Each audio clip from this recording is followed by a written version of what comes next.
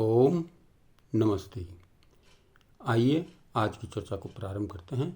ऋग्वेद के 5वें मंडल के 42वें सूक्त का 8वां मंत्र।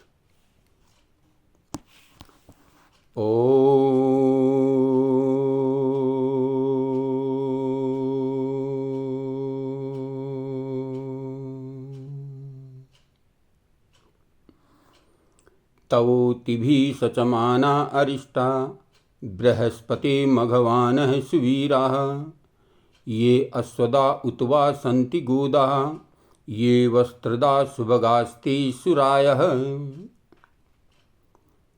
हे बृहस्पति, सूर्य चंद्रादि सब लोकांतरों के स्वामी, ये तब उतिर्भी जो आपकी रक्षाओं के साथ सचमाना संबंध रखने वाले हैं, वे अरिष्टः दुखों से रहित, मघवानः धनवान और सुवीराः अच्छे पुत्रादि संतान वाले होते हैं।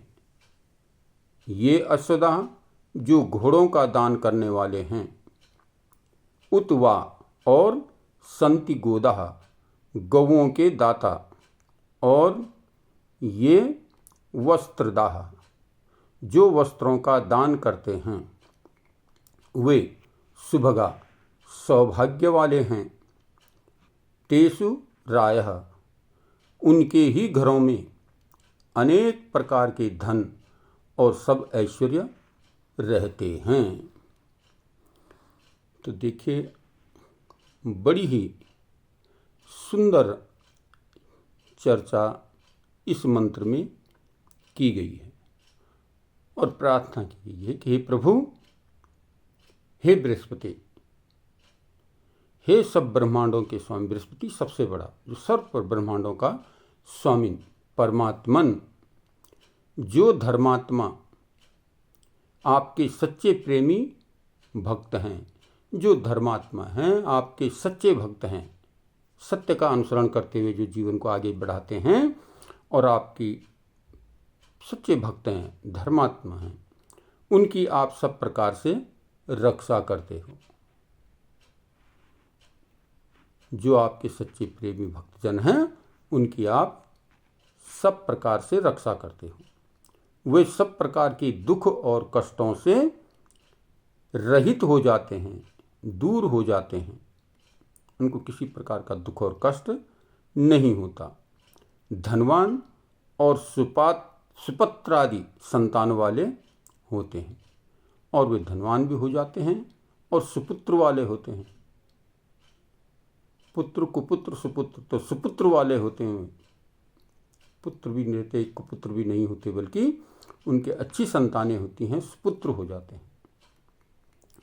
और धनवान होकर भी सब पापों से रहित रहते हैं, और धन धान्य से परिपूर्ण होते हुए भी बुराइयों से, पापों से दूर रहते हैं।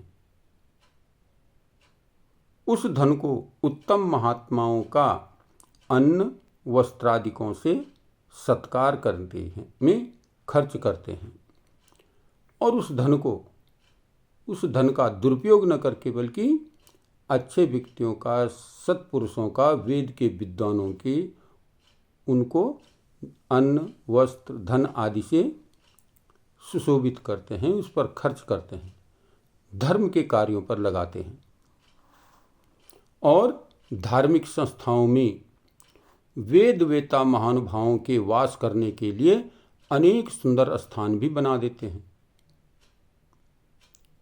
इस प्रकार के जो लोग होते हैं, जो आपकी भक्ति वाले होते हैं, धार्मिक होते हैं, सत्य कामों में कार्य करने वाले होते हैं, वे क्या करते हैं, अपने धन का सदुपयोग करते हुए विद्वानों के सत्कार में और उनके लिए अच्छे सुंदर भवन भी बना देते हैं, जहाँ रह करके वो भक्ति कर सकें, जिसमें रहकर महात्मा लोग प्रभु की भक्ति करते और वेद विद्या का प्रचार कर सबको प्रभु का भक्त और वेदानुकूल आचरण करने वाले बनाते हैं।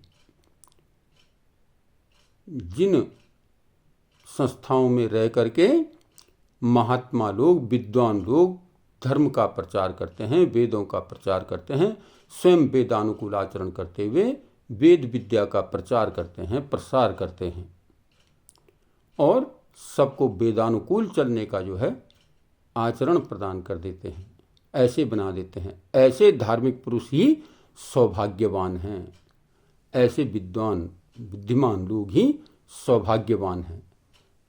ऐसे आचार व्यवहार करने वाले उत्तम पुरुषों के पास ही बहुत धन धान्य होना भी चाहिए।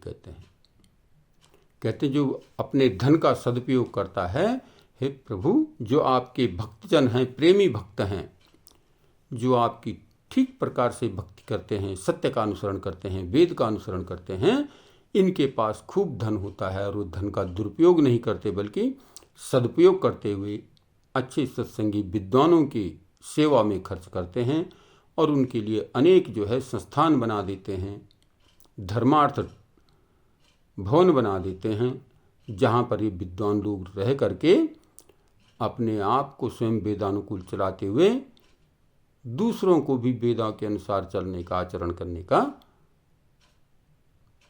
प्रयास करवा देते हैं, दूसरों को भी उस पर चलने के लिए प्रेरित कर देते हैं, दूसरा भी का आचरण करना प्रारंभ कर देता है।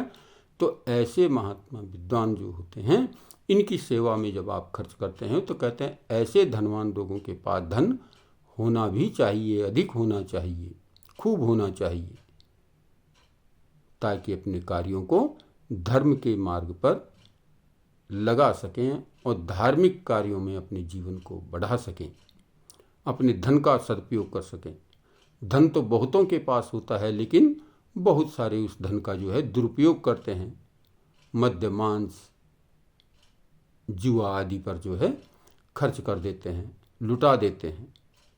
लेकिन कहते हैं ऐसे विद्वान, धार्मिक विद्वानों के पास अगर धन होता है तो उसका सदुपयोग करते हैं और अपने से अच्छे विद्वानों के लिए जो है उस पर खर्च करते हैं।